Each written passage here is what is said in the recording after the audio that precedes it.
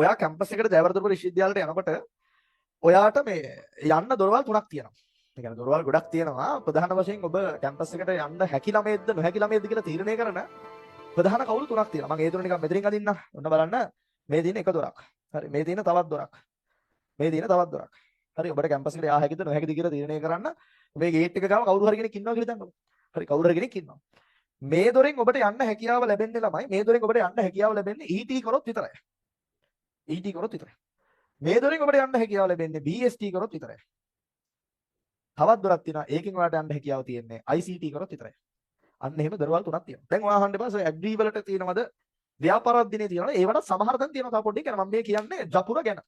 ජපුර සහ අනිත් තාක්ෂණික විශ්වවිද්‍යාල ගැන තමයි කියන්නේ. තාක්ෂණික පීඨ ගැන තමයි කියන්නේ. තාක්ෂණික පීඨ හැම එකෙම වගේ කිහිපයක ඔය ICT එහෙම කලින් තිබුණේ නැහැ. දැන් හැම එකෙම වගේ තියෙනවා. මෙන්න මෙහෙම පීඨ තුනක් තියෙනවා. ඔයා ET කරලා තිබ්බොත් විතරයි මේ දොරෙන් ගන්න. මේ දොරෙන් සාමාන්‍ය යම් ප්‍රමාණයකට පස්සේ බලමු. BST කරොත් විතරයි මේකෙන් යන්න පුළුවන්. ICT කරොත් විතරයි මේකෙන් යන්න පුළුවන්. ඔයා BST කරලා ET කරලා මේ දොරෙන් ඇතුළට ගියොත් ඔයාට එළියට එද්දි හම්බ වෙනවා ළමයි BET හොන්ස් කියන ඩිග්‍රිය. BET හොන්ස් කියන ඩිග්‍රිය හම්බ වෙනවා. BET හොන්ස් කියන ඩිග්‍රිය තේරුම මොකද්ද? BET හොන්ස් කියන ඩිග්‍රිය හම්බ වෙනවා. BET හොන්ස් කියන ඩිග්‍රිය නා තේරුම තමයි Bachelor of Engineering Technology හොන්ස් නැත්නම් ඉංජිනේරු තාක්ෂණවේදී ගෞරව උපාධිය. ඔක තමයි ආට මේ දොරින් ඇතුළට ගිහිල්ලා එළියට එද්දි හම්බ වෙන්නේ. ගෞරව උපාධියක් හම්බ වෙනවා. ඔක තමයි හම්බ වෙන්නේ. BST කරලා මෙන්න මේ දොරෙන් ඇතුළට ගියොත් එහෙම ඔයාට එළියට එනද්දි හම්බ වෙනවා BBST කියන ඩිග්‍රී එක. BBST කියලා කියන්නේ Bachelor of Biosystem Technology හොන්ස් කියන ඩිග්‍රී එක. එහෙම නැත්නම් සිංහලෙන් කිව්වොත් එහෙම ජෛව පද්ධති තාක්ෂණවේදී ගෞරව උපාධිය. ඔක තමයි හම්බ වෙන්නේ. ඊට පස්සේ ඔබ ICT කරලා විශ්වවිද්‍යාලෙ ගිහිල්ලා ICT කරලා මේ දොරෙන් ඇතුළට ගිහිල්ලා එළියට આવොත් එමාට හම්බෙන්නේ BICT කියන ඩිග්‍රී එක. BICT කියන ඩිග්‍රී එක. BICT කියන්නේ Bachelor of Information and Communication Technology හොන්ස් කියන ඩිග්‍රී එක නැත්නම් තොරතුරු sannivedana තාක්ෂණවේදී ගෞරව උපාධිය. ඔන්න ඔය උපාධිය ටික තමයි ඔයාලා මේ දොරවල් ටිකෙන් ඇතුළට ගිහිල්ලා එළියට එද්දි හම්බෙන්නේ. එතකොට මේකේ තියෙන chance එක මෙහෙම එකක්. දැන් ඔයා හිතන්නකෝ ඔයා ඉගෙන ගන්න A level වලට SFT එක්ක ET එක්ක අපි හිතමුකෝ ඔයා ICT හදාරනවා කියලා. තව ළමයෙක් ඉන්නවනේ පළවෙනි ළමයා. දෙවෙනි ළමයා ඉන්නවා SFT එක්ක ET එක්ක ඇග්‍රී හදාරන. ඉතින් අපි හිතමු ව්‍යාපාර අධ්‍යයනය කියලා දැම්මම ව්‍යාපාර අධ්‍යයනය ගමුකෝ. ව්‍යාපාර අධ්‍යයනය ගන්න. ව්‍යාපාර අධ්‍යයනය. ඇග්‍රී ගන්න බෑ. ඇග්‍රී වල වෙන සීන් එකක් තියෙනවා මේක පස්සේ කියන්න. ව්‍යාපාර අධ්‍යයනය හදාරනවා. හරිද? දැන් ව්‍යාපාර අධ්‍යයනය මැච් වෙන්නේ නැහැ වගේ කෙනෙකුට කියන්නේ නෑ. ඒකත් නිකන් වෙන දේවල් ඉගෙන ගන්න තියෙන ඒකත් විෂයක් තමයි. කිසි ප්‍රශ්නයක් නෑ. හොඳ විෂයක්. කොහොම හරි ඒක හදාරනවා. දැන් ඔය දෙන්නගෙන් රෑන්ක් එකේදී දිස්ත්‍රික් රෑන්ක් එකේදී අපි හිතමු මේකට ගන්නේ ඔයා කරන දිස්ත්‍රික් අපි හිතමුකෝ කොළඹ කියලා. කොළඹින් ගන්න 20යි. 20ක් නෙවෙයි සෑහෙන්න ගන්නවා. මම නිකන් මේ බොරුවක් කියන්නේ. ඔයාලා අදහසක් ගන්න. BST වලට ගන්නෙ 30යි. ICT වලට ගන්නවා අපි හිතමු 10ක්. ICT වලට ගන්නවා 10ක්. ඔයා බැරි වෙලා හරි හිතන්නකෝ දිස්ත්‍රික්කේ 21 වෙනිය වුණා කියලා. මේ විෂයන් ටික කරලා 21 වෙනිය වෙනවා. දැන් 20 වුණොත් එහෙම කිසිම ප්‍රශ්නයක් නැහැ නේ. ඔයා 20 වුණොත් එහෙම 20ට 15 රෑන්ක් එකක් තිබ්බොත් ඔයා ET කරලා තියෙන හින්දා මේක ඇතුළට යන්න පුළුවන්. මේක ඇතුළට ඕන යන්න පුළුවන්. කිසි ප්‍රශ්නයක් නැහැ. ICT කරලා තියෙන නිසා. ඔයා 21 වුණොත් එහෙම මේක ඇතුළට යන්න පුළුවන්ද? බෑ. පළවෙනි 20 විතරයි මේක ඇතුළට ගන්න. වෙන විෂයන් ඉල්ලලා තිබුණ නැහැ කියලා හිතමුකෝ. ඔක්කොම ඉල්ලලා තියෙන මේක. එහෙම ඉල්ලුවොත් එහෙම ඒක ගැන හිතන්න එපා. ඔයා හිතන්න නිකන් පළවෙනි 20 දෙනා මේකට යන්න. එහෙම වුණොත් ඔයා 21 නම් ඔයාට මේක ඇතුළට යන්න chance එකක් නැත. අර chance එකක් නැහැ.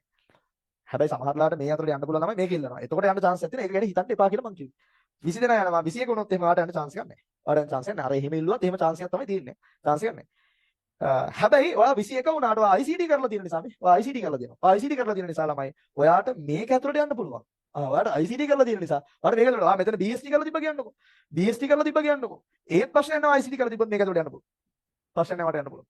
හැබැයි ව්‍යාපාර අධ්‍යයනය කරලා තිබ්බොත් එහෙම ඔයා 21 වෙනියට කලින් රෑන්ක් එකක් වුණොත් ඔයාට කොහොමද මේ දෙකකට යන්න පුළුවන්. IT කරලා දෙනවා මේකට කොහොමද යන්න පුළුවන්. BST කරලා දෙනවා මේකට යන්න පුළුවන්. 21කට කලින් එකක් වුණොත්. chance එක තියෙනවා. හැබැයි මේ chance එක පොඩ්ඩක් වැඩි වෙනවා. ඔයා ICT කරලා තිබ්බොත් 21 වුණත් කැම්පස් යා හැකි. හැබැයි මේක නොහැකි. මේක යන්න දිහක් නැහැ. මේකට යන්න බෑ කියලා කියන්නේ මේකට කොහොමද යන්න බෑ. දැන් මෙතන මං කිව්වේ 10 කියන සාමාන්‍ය ICT ෆැකල්ටි වල ලොකු ගාණක් ගන්න. අපේ කාලේ 80ක් විතර ගත්තා ජපුරට. දැන් ඊට වඩා වැඩි. ඒතකොට හැම කැම්පස් එකේම ওই වගේ එකතුලා આવොත් එහෙම ලොකු ගාණක් ICT වලිමුත් ගන්නවා.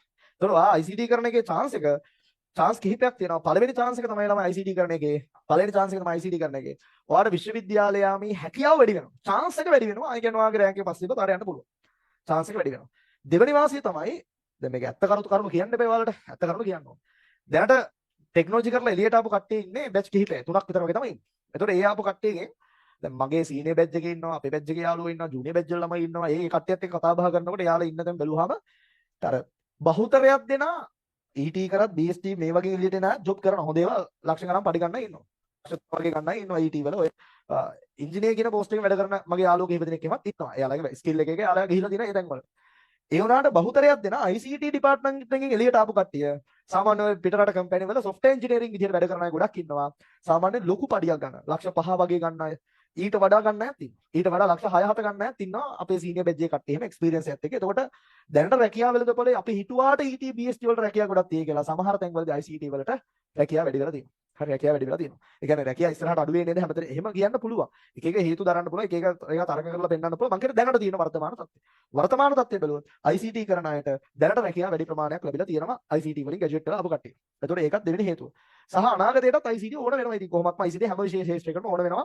ඒකත් එක්ක ICT කිරීමේ ලොකු වැදගත්කමක් තියෙනවා ටෙක්නොලොජිත් එක්ක. අය කියන්නේ මම කියන්නේ ව්‍යාපාරාධ්‍යනීකරණය වැදගත්කමක් නැහැ නෙවෙයි. ව්‍යාපාරාධ්‍යනීකරණය කරන්න නැතුව ව්‍යාපාරිකෙක් වෙන්න බෑ. ඉතින් ව්‍යාපාරාධ්‍යනීකරණය කරන්න ඕන ව්‍යාපාරිකෙක් වෙන්න. ඒ ටෙක්නොලොජිත් එක්ක ICT කිරීමේ වැදගත්කම වැඩි ඊට වඩා. මොකද මේ අනාගතයේ වාට ICT හැමතැනටම වගේ ඕන වෙනවා. ඒක නිසා මෙතන ඉන්න විෂයන් ටිකෙන් ICT කිරීමේ chance කිහිපයක් තියෙනවා. මම ඔන්න ඒ ටික තමයි පැහැදිලි කරන්න හිටියේ. හරිද? ඊට පස්සේ කෘෂිකර්මය කරොත් එහෙම කෘෂිකර්මය කරොත් ජයවර්ධනපුර විශ්වවිද්‍යාලය වෙනම මෙහෙම ෆැකල්ටි එකක් නෑ. වෙනම ඩිපාර්ට්මන්ට් එකක් නෑ. ඇග්‍රිකරණය ගන්න. වෙන වෙන කැම්පස් වල එක එක කැම්පස් වල වෙන වෙන chances තියෙනවා. BSTත් එක්ක බොහෝ වෙලාවට BSTත් එක්ක තමයි ගොඩක් වෙලාවට බලන්නේ. BSTත් එක්ක ඇග්‍රී කරලා තියෙන ළමයිට වෙන වෙන විශ්වවිද්‍යාලවල එක එක courses තියෙනවා යන්න පුළුවන්. ET වලට chance එක තියෙනවා. ET වලට අනිවාර්යෙන් chance එක තියෙනවා. මොකද මෙකැනිකල් පාර්ට් එකේ ඉගෙන ගන්න තියෙන නිසා. ඒ වගේ වෙන වෙන විශ්වවිද්‍යාලවල ටෙක්නොලොජි ෆැකල්ටි වල නොවන තැන්වල chance එකක් තියෙනවා. සමහර තැන්වල කැම්පස් එක. ඒ කියන්නේ මේ තරම්ම සම්භාවිතාවයක් නැහැ. හැබැයි සම්භාවිතාවය වැඩි. දැන් මම කියන දේ තමයි මේ දෙක විතරක් සංසන්දනය කරොත් සමහර ළමයි ඉන්නවා ICT වැදගත් නිසා ICT කරනවා. ICT වැදගත් නිසා කරලා අර ICT වල තියෙනවා මොනවා වුණා සමහර ළමයිට සෙට් වෙන්නේ නැහැ. සමහර ළමයිට ICT සෙට් වෙන්නම නැහැ. එහෙම ළමයි මම කියන්නේ එහෙම කොහොම හරි සෙට් කරගන්න. එක පන්තියකට ගිහලා ඒක තේරෙන්නේ නැත්නම් වෙන පන්තියකට යන්න. ඒක තේරෙන්නේ නැත්නම් තව පන්තියකට යන්න ඕනේ. එහෙම මම කියන්නේ පන්ති මාරු කර කර හරි යන්න ඕනේ. එහෙම ගිහිල්ලා හරි කොහොම හරි ICT ගොඩ දා ගන්න බලන්න ඕනේ. බැරි නම් ඒ ICT කරන්න හිතාගත්ත කට්ටිය. බැරි නම් දැන් මෙහෙම සීන් එකක් තියෙනවා. දැන් කවුරු හරි කෙනෙක් කරනවා ICT. හරි ICT කරනවා. ඒ ICT කරන කෙනාට රිසල්ට් එක එනවා SFT වලට අපි හිතමු මෙහෙම හිතමු ICT ඒ පොරට අමාරු වෙනවා. ICT හොඳටම රිසල්ට් දාන ඉන්න ඕන තරම් මම මේ පොඩි උදාහරණයක් කියන්නේ. ICT විෂය කාටරි අමාරු වෙනවා. අමාරු වෙලා ඔන්න ICT වලට ගන්නවා S එකක් වගේ. ICT අමාරු වෙන නිසා දැන් සාමාන්‍යයෙන් පාඩමක් අමාරු වෙන්න මෙහෙමනේ වෙන්නේ. දැන් ඔයා එක දවසක් පන්ති ආවේ නැත්තම් දැන් අපේ පන්තියේ වේවා ඕනෙන් පන්තියේ වේවා. ඔයා එක දවසක් පන්ති ආවේ නැත්තම් ළමයි ඊගව දවසේ බොහෝ වෙලාවට පාඩම තේරෙන්නේ නැහැ. ඒක තමයි ඒ ලෙවල් හැටි. ඒතකොට මේ පාඩමම තේරෙන්නේ නැහැ. ඉතින් පස්සේ බලනකොට පාඩමම තේරෙන්නේ නැහැ. ඊට පස්සේ ඒ පාඩම සම්බන්ධව තියෙන අනිත් පාඩම් තේරෙන්නේ නැහැ. එහෙම බැලුවම විෂයම තේරෙන්නේ නැතු වෙනවා. එහෙම විෂයක් තේරුන්නේ නැතුව ගියාම වාට අනිත් විෂයනුත් එපා වෙනවා. ඒක සාමාන්‍යයි. අහලා බලන්න ඉලක්කයි. ඒක සාමාන්‍ය නෑ. විෂයක් වාට එපා වුණොත් අනිත් විෂයන් නිකන් ඇදගෙන යන එකත් අර විෂයත් නිසා මන්දගාමී වෙනවා. ඒකට ICT එහෙම මොකක් හරි සිද්ධියක් නිසා තේරෙන්නේ නැතුව ගිහලා මෙහෙම එකක් ආවා කියන්නකො.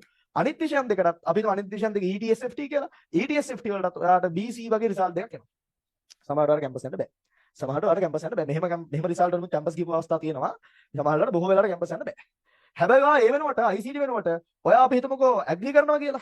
ඇග්‍රී කරලා ඉවර වෙලා ඔයාට එනවා ඇග්‍රී ටිකක් ඔයාට පාඩම් කරන්න කැමති කෙනෙක් ඔයාට පාඩම් කිරීමේ හැකියාව තියෙනවා. ඉතිහාසය සිංහල වලට එහෙම ඒ ඕ ලෙවල් වල එහෙම නෑ ඔයාට පාඩම් කිරීමේ හැකියාවක් තියෙන කෙනා ඔයාට ඇග්‍රී වලට ඒකක් එනවා. ඔයාට ET බෑ ET වලට බීම තමයි එන්නේ. SFT අපි හිතමු බීම තමයි එන්නේ. SFT අර විෂය නිසා නිකන් එපා වෙලා තිබ්බ එක. ඇග්‍රී පුළුවන් නිසා වැඩි කාලයක් දීලා ඔයා මේක කරලා අපි හිතමු ඒකටත් ඔයාට එනවා B එකක් වගේ. බැලුවම අර කැම්පස් යන්න පුළුවන්. කැම්පස් යන්න පුළුවන්. අන්න ඒ වගේ සීන් එකක් තියෙනවා. ඇත්ත හැමදේම බල්ලා කියන්නේ නෑ. හැමදේම බල්ලා කියන්නේ. සාමාන්‍යයෙන් ඒ ලෙවල් වලට එන ළමයි ICT තෝරා ගන්නවා. ඒකෙන් පට්ට තැන් වලට යන්න පුළුවන්. මමත් මෙතන කී හිටියා ලොකු chance එකක් තියෙනවා. අනාගත chance එකක් තියෙනවා. හැමදේටම වටින්නේ ICT කරලා තියෙනවා. හැබැයි ඔබ බැරුව ICT කරන එකේ ප්‍රශ්නකුත් තියෙනවා.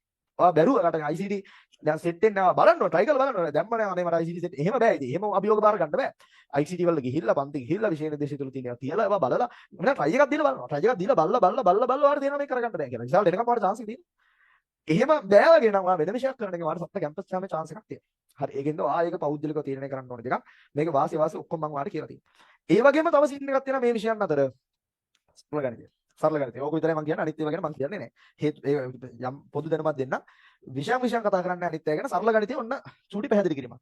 සරල ගණිතය කරන එකේ මෙහෙම chance එකක් තියෙනවා. සරල ගණිතය කරන එකේ ඔයාට මේ ෆැකල්ටි එකට යන්න බෑ. සරල ගණිතය කරොත් එන ICT ඩිපාර්ට්මන්ට් එකට යන්න බෑ. මේ දෙකෙන් යන්න පුළුවන්. BST හරි ET එක හරි සරල ගණිතය කරොත් මේ දෙකකට යන්න පුළුවන්. මේකට යන්න බෑ. හැබැයි සරල ගණිතය කරලා තිබ්බොත් ඒ කියන්නේ අපි උදාහරණයක් විදිහට ගමුකෝ. ඔයා කරන්නේ SFTත් එක්ක, ඔයා SFTත් එක්ක, ETත් එක්ක ඔයා සරල ගණිතය කරනවා කියලා හිතන්නකෝ. සරල ගණිතය. මේ සරල ගණිතය තියෙන්නේ මොනවද? සරල ගණිතය තියෙන ළමයි O level ගණන් වලට වඩා අමාරුයි. A level combined maths තරම් අමාරු නෑ. ඔයාලට අවකලනය, අනුකලනය ඔයවා ටිකක් දාලා ටික හොඳ විෂයක් බොහොම අඩු ප්‍රමාණයක් ලංකාවේ කරන්නේ සරල ගණිතය කියලා කෙනෙක් ඉන්නවා. මෙයා ඉගෙන ගත්තොත් එහෙම ඔයාට මේ අර ඔයාලට ගණිතය ගැන SFT වලට වඩා ලොකු දැනුමක් එනවා. ලොකු දැනුමක් එනවා. මේකේ අර A level combined maths තරම් අමාරු නෑ. එහෙම වෙන්න බෑ කොහොමද? එහෙම අමාරු නෑ. එහෙම විෂයක්. ඉතින් මේක කරොත් එම chance එකක් තියෙනවා.